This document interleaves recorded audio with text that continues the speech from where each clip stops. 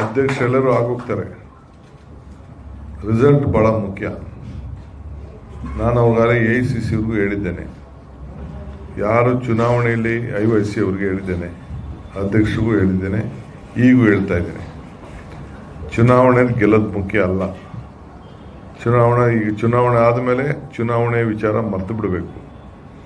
ಎಲ್ಲ ಒಗ್ಗಟ್ಟಿನಿಂದ ಸೇರಿ ಯಾವ ಗುಂಪನ್ನು ಕೂಡ ಇಟ್ಕೊಳ್ಳದೆ ಒಟ್ಟಿಗೆ ಕೆಲಸ ಮಾಡಿ, ಯಾರು ಕಾಂಗ್ರೆಸ್ ಪಕ್ಷ ಅಂತ ಹೇಳಿ ಸಂಘಟನೆಯನ್ನ ಆಗಿದ್ದಾರೆ, ನೋಂದಾಣಿಕೆಯನ್ನ ಮಾಡಿಕೊಂಡಿದ್ದಾರೆ, ಅವರು ಏನು 25 ಲಕ್ಷ ಜನ ಮೆಂಬರ್ಶಿಪ್ ಆಗಿ ಎನ್ರೋಲ್ ಮಾಡಿದ್ದಾರೆ, ಅವನ್ನೆಲ್ಲರೂ ಕೂಡ ಇನ್ವಾಲ್ವ್ ಮಾಡಿಕೊಂಡು ನಾವು BJP ವಿರುದ್ಧ ಹೋರಾಟವನ್ನು ನಾವು ಮಾಡಬೇಕಾಗಿದೆ.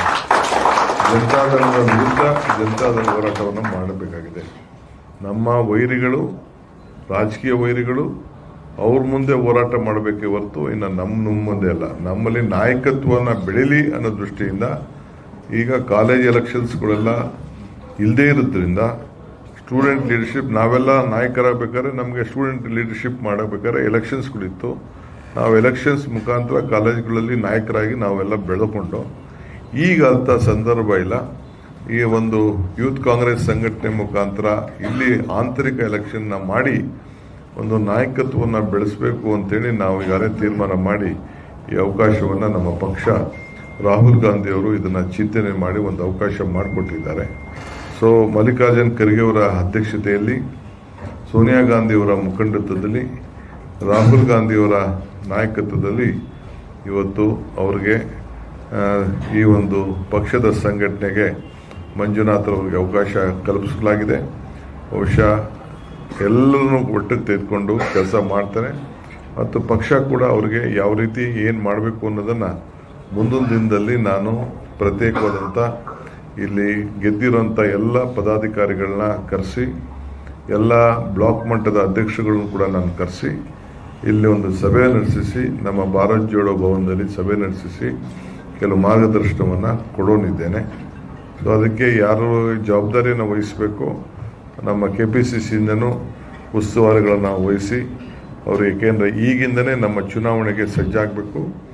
ಇವತ್ತು ಈಗಾಗಲೇ ನಾವು ಕ್ಯಾಬಿನೆಟಲ್ಲಿ ನಮ್ಮ ಕೋರ್ಟ್ ಕೂಡ ನಾವು ಅಫಿಡವಿಟ್ ಕೊಟ್ಟಿದ್ದೇವೆ. ಬಹುಶಃ ಕೆಲವು ಇನ್ನು 2 ತಿಂಗಳಲ್ಲೇ ನಮ್ಮ ಲೋಕಲ್ ಬಾಡಿ ಎಲೆಕ್ಷನ್ಸು ಬರ್ತಾ ಇದೆ.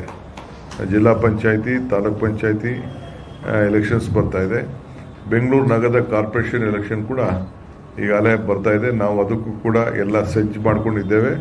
ಕೋರ್ಟ್ಗೂ ಕೂಡ ನಾವು ದಿನಾಂಕವನ್ನು ಘೋಷಣೆ ಮಾಡಲಿಕ್ಕೆ, ದಿನಾಂಕವನ್ನು ನಾವು ಯಾವ ತಿಂಗಳಲ್ಲಿ ನಾವು ಇದನ್ನು ಚುನಾವಣೆಯನ್ನು ಮಾಡ್ತೀವಿ ಅಂತೇಳಿ ಸದ್ಯದಲ್ಲೇ ನಾವು ಇನ್ನೊಂದು ವಾರದಲ್ಲೇ ತಿಳಿಸ್ಲಿಕ್ಕೆ ನಾವೆಲ್ಲ ಕಾರ್ಯಕ್ರಮವನ್ನು ರೂಪಿಸ್ಕೊಂಡಿದ್ದೇವೆ.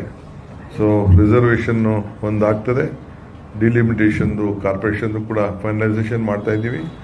ಅದು ಕೂಡ ನಮಗಾಗಲೇ ನಮ್ಮ ರಿಜ್ವಾನ್ ನೇತೃತ್ವದ ಮಾಜಿ ಯೂತ್ ಕಾಂಗ್ರೆಸ್ ಪ್ರೆಸಿಡೆಂಟ್ ಅವರ ನೇತೃತ್ವದ ಸಮಿತಿ ಈಗಾಗಲೇ ಒಂದು ವರದಿಯನ್ನು ಕೂಡ ಸಲ್ಲಿಸಿ ಸ್ಪೀಕರ್ ಅವರಿಗೆ ಸಲ್ಲಿಸಲಿಕ್ಕೆ ಎಲ್ಲ ಥರದ ಸಿದ್ಧತೆಯನ್ನು ಕೂಡ ಅವರು ಮಾಡಿಕೊಂಡಿದ್ದಾರೆ. ಸೊ ಇವೆರಡೂ ಕೂಡ ಕಾರ್ಪೊರೇಷನ್ ಎಲೆಕ್ಷನ್, BBMP ಎಲೆಕ್ಷನ್ನು ಮತ್ತು ನಮ್ಮ ಜಿಲ್ಲಾ ಪಂಚಾಯತಿ, ತಾಲೂಕು ಪಂಚಾಯತಿ ಎಲೆಕ್ಷನ್ ಕೂಡ ನಾವು ಮಾಡ್ತೇವೆ. ಇದಕ್ಕೆ ಹೋರಾಟವನ್ನು ಮಾಡಿಕೊಂಡು ಪ್ರತಿಯೊಂದು ಬೂತಲ್ಲೂ ಕೂಡ ಸಂಘಟನೆ ಮಾಡಿ ಅತಿ ಹೆಚ್ಚು ಯುವಕರು ಕೂಡ ಅವಕಾಶ ಹಳ್ಳಿಗಳಲ್ಲಿ, ನಗರಗಳಲ್ಲಿ ಸಿಕ್ಕುವಂಥ ಕೆಲಸ ಆಗ್ತದೆ.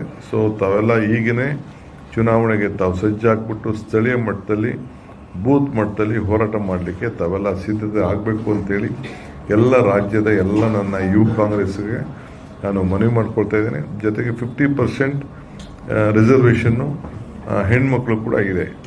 ಸೊ ಹೆಣ್ಮಕ್ಳು ಕೂಡ ಹೆಚ್ಚಿಗೆ ನಾಯಕತ್ವವನ್ನು ಬೆಳೆಸಬೇಕು. ಲೋಕಲ್ ಬಾಡೀಸಲ್ಲಿ 73rd 74th ಅಮೆಂಡ್ಮೆಂಟಲ್ಲೇ ಆವತ್ತಿನ ಕಾಲದಲ್ಲಿ ನಾವು ಹೆಣ್ಮಕ್ಳಿಗೆ ರಿಸರ್ವೇಷನನ್ನು ನಾವು ಮಾಡಿಕೊಟ್ಟಿದ್ದೇವೆ. ಅದಕ್ಕೆ ಈಗಾಗಲೇ ಪ್ರಿಯಾಂಕಾ ಖರ್ಗೆ ಅವರಿಗೆ ಅದಕ್ಕೆ ಏನೇನು ಸಿದ್ಧತೆ ಮಾಡ್ಕೊಳ್ಬೇಕು ಅಂತ ತಿಳಿಸಿದ್ದೇವೆ. ಕಾರ್ಪೊರೇಷನಲ್ಲಿ ಕೂಡ ನಾನು ಏನೇನು ವ್ಯವಸ್ಥೆ ಮಾಡಬೇಕು ಅದಕ್ಕೆಲ್ಲ ಸಿದ್ಧತೆಯನ್ನು ನಾನು ಮಾಡ್ಕೊಳ್ತಾ ಇದ್ದೀನಿ ಅಂತ ಈ ಸಂದರ್ಭ ಹೇಳಲಿಕ್ಕೆ ಬಯಸ್ತೇನೆ.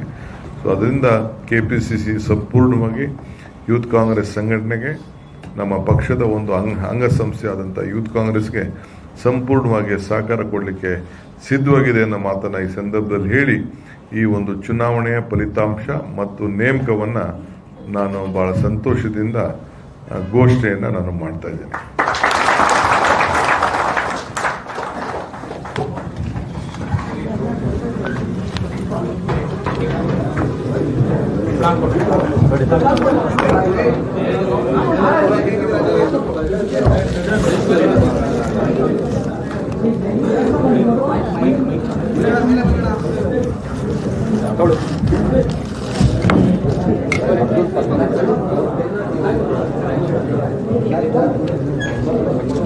Thank you, good luck. ಬಂದಿಲ್ಲ